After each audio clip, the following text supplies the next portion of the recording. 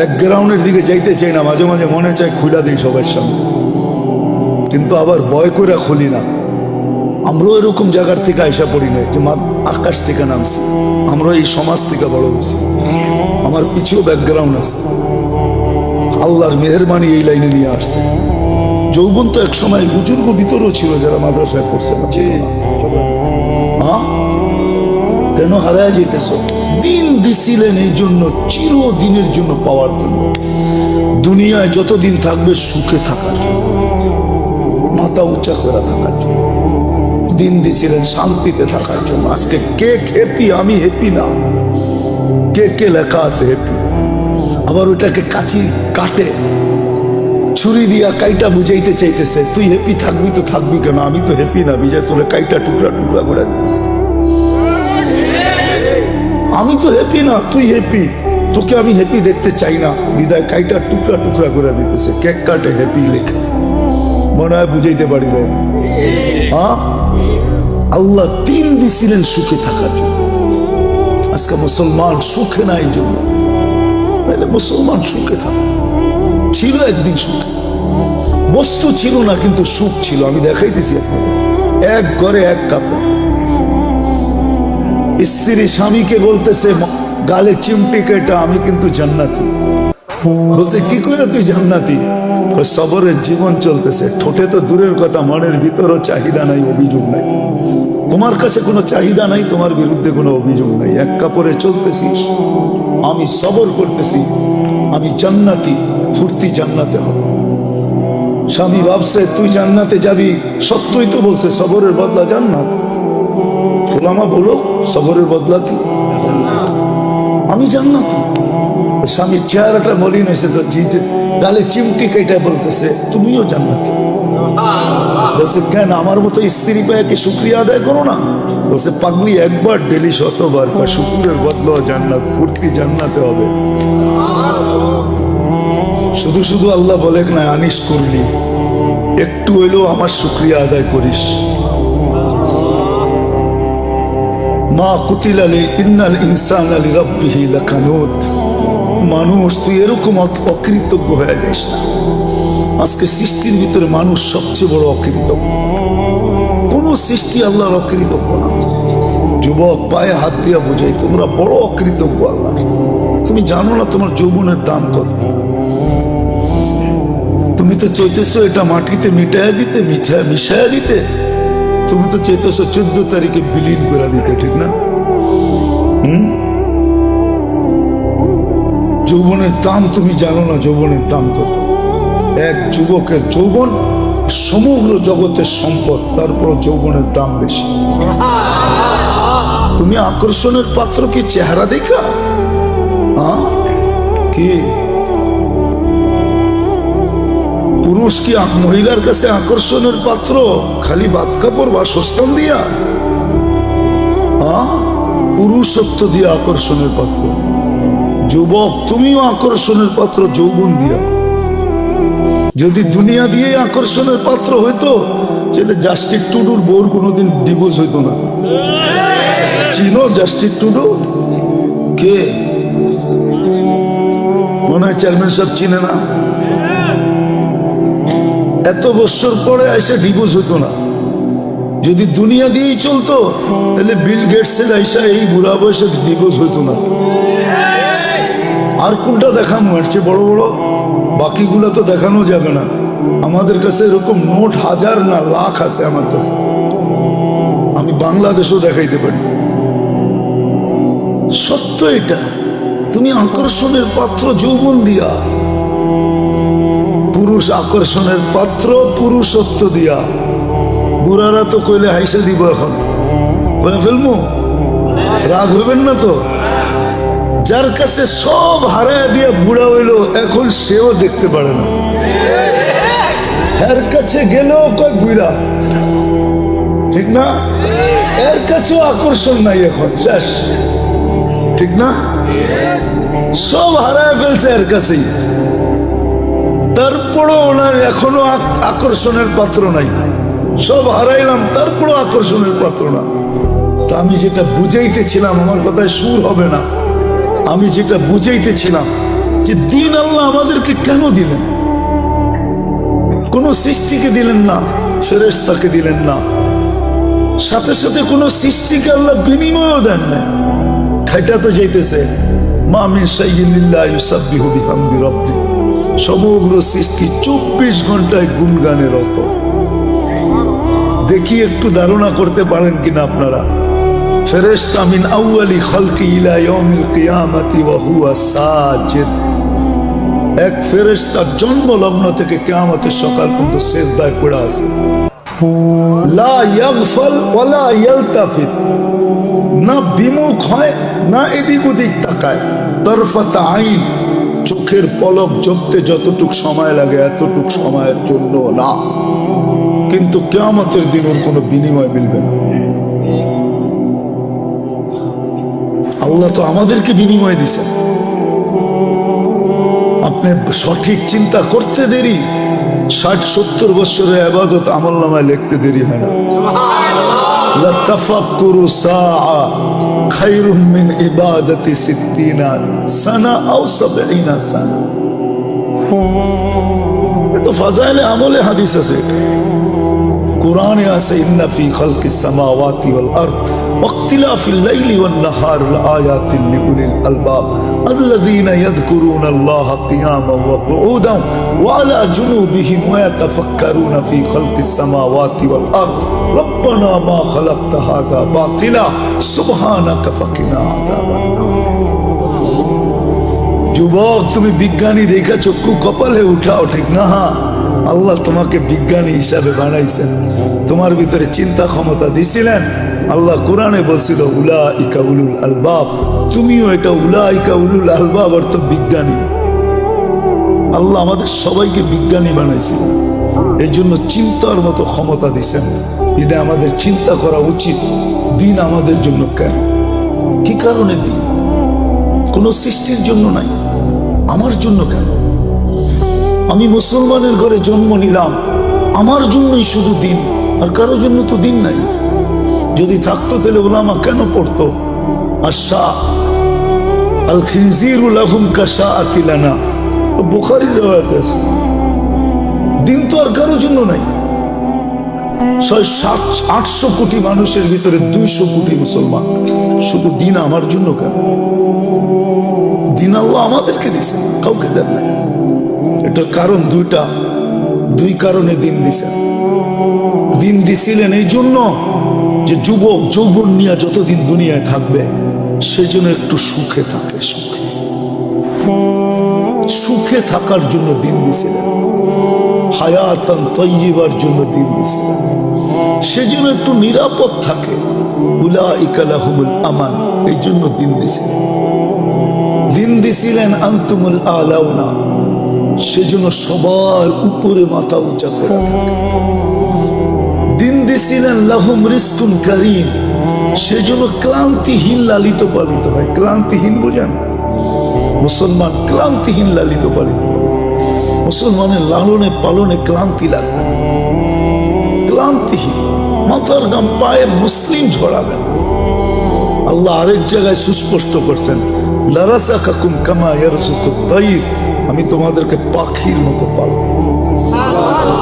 খালি জ্যাব নিয়ে বাহির হবে, বিকালে জ্যাব বইরা ফিরবে।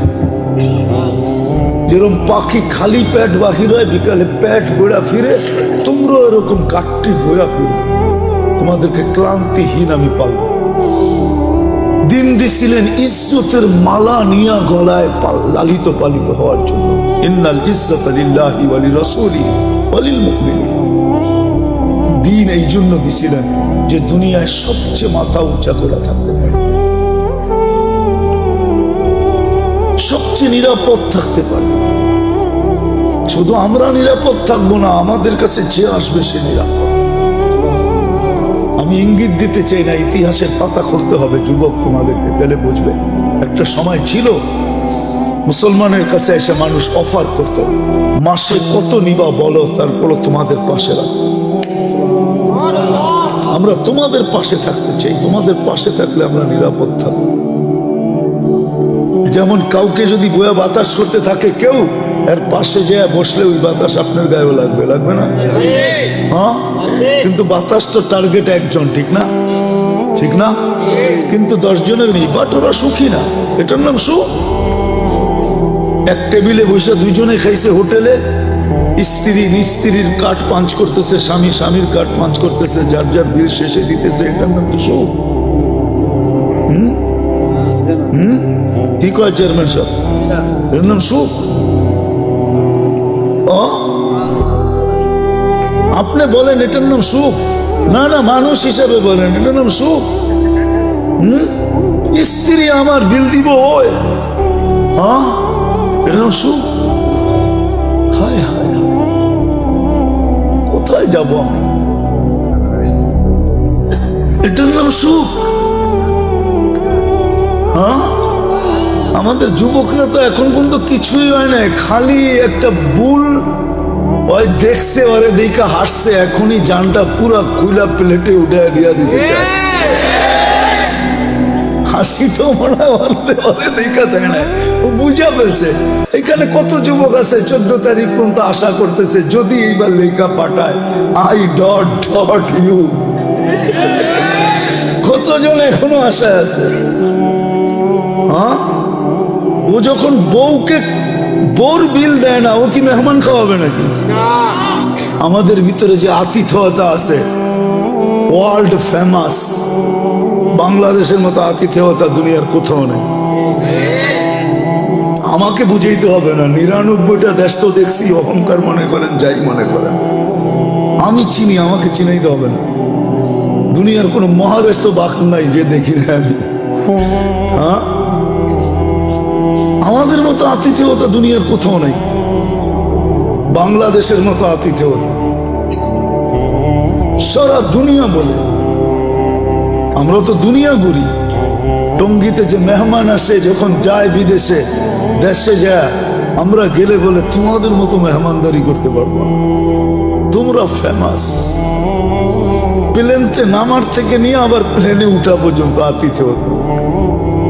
এরকম দুনিয়ার কোথাও নেই। এটার নাম নাকি সুখ?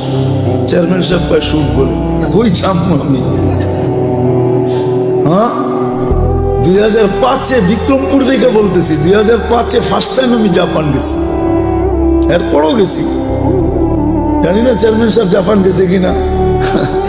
আমি সকালে গেছি এক ফ্যাক্টরিতে বাঙালিদের কাছে গাছের জন্য।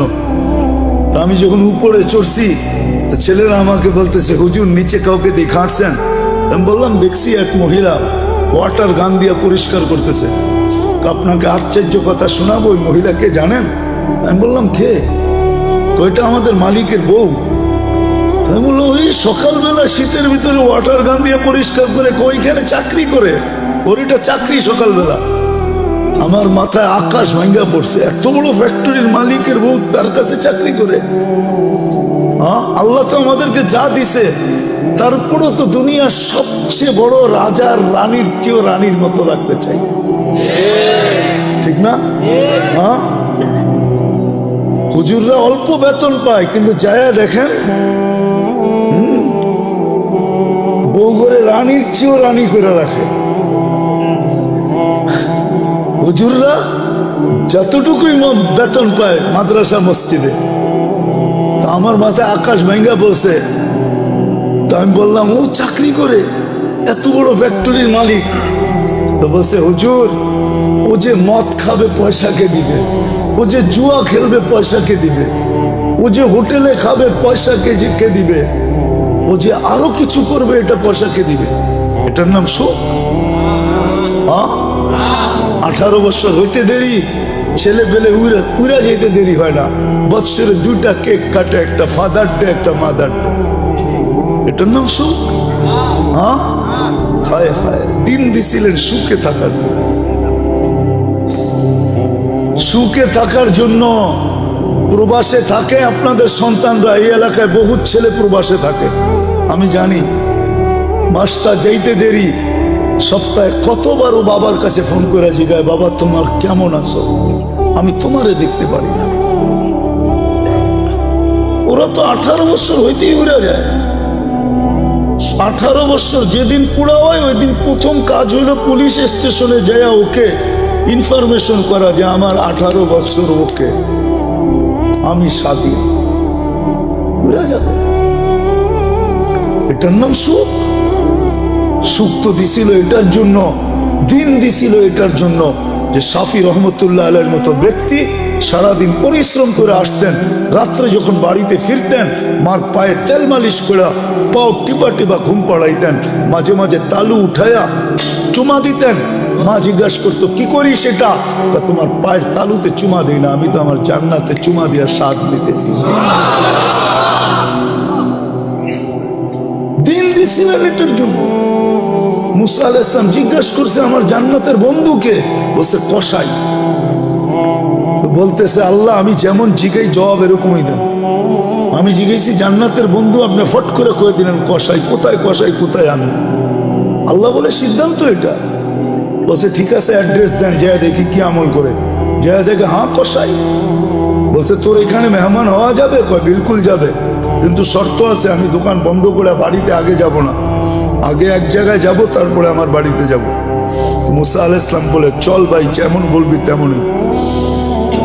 তো কাজ করে দোকান বন্ধ করে যায় এক ঝুপড়িতে ঢুকছে। খুনখুনে বৃদ্ধা যায় রুটি তৈরি করছে, তরকারি তৈরি করছে। বৃদ্ধাকে বুকের উঠায়া বুকে পিঠ বুকে লাগায়া নেওলা বানায় বানায় খাওয়াইছে। সমস্ত খেদমত করে যখন পরিপাটি করে শোয়া দিছে, কাজে এই যে পাশে আমার ঘর, চলো আমার ঘরে, তুমি আমার ঘরে মেহমান থাকবে। বলছে বুঝলাম না এই বৃদ্ধা কে? আমার মা, সকালে সেবা করে যাই, বিকেলে এসে আগে মার সেবা করি।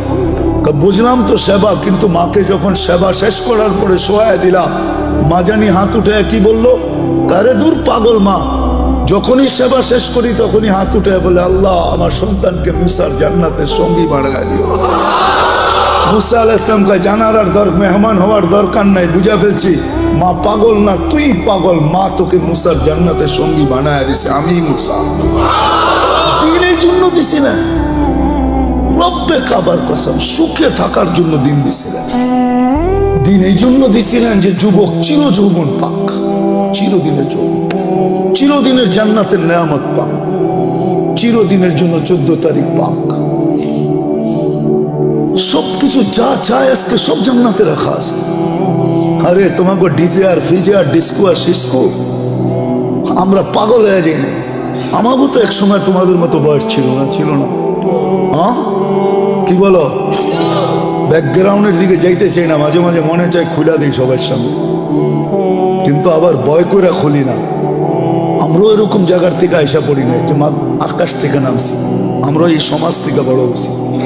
আমার পিছুও ব্যাকগ্রাউন্ড আছে, আল্লাহর মেহেরবানি এই লাইনে নিয়ে আসছে। যৌবন তো এক সময় বুজুর্গ ভিতরেও ছিল যারা মাদ্রাসায় পড়ছে না, ছিল না? হ্যাঁ কেন হারায় যেতেছ? দিন দিছিলেন এই জন্য, চিরদিনের জন্য পাওয়ার জন্য। দুনিয়ায় যতদিন থাকবে সুখে থাকার জন্য, মাথা উঁচা করে থাকার জন্য। দিন দিছিলেন শান্তিতে থাকার জন্য। আজকে কে হ্যাপি? আমি হ্যাপি না। কে কে লেখা আছে হ্যাপি? আবার ওইটাকে কাচি কাটে ছুরি দিয়া কাইটা বুঝাইতে চাইতেছে, তুই হ্যাপি থাকবি তো থাকবি কেন? আমি তো হ্যাপি না, বিজয় করে কাইটা টুকরা টুকরা করে দিতেছে। আমি তো হ্যাপি না, তুই হ্যাপি, তোকে আমি হ্যাপি দেখতে চাই না, বিদায় কাইট করে এক কাপড়। স্ত্রী স্বামীকে বলতেছে গালে চিমটি কেটা, আমি কিন্তু জান্নাতি। বলছে কি করে তুই জান্নাতি? সবরের জীবন চলতেছে, ঠোঁটে তো দূরের কথা, মনের ভিতরও চাহিদা নাই, অভিযোগ নাই। তোমার কাছে কোনো চাহিদা নাই, তোমার বিরুদ্ধে কোনো অভিযোগ নাই। এক কাপড়ে চলতেছিস, আমি সবর করতেছি, আমি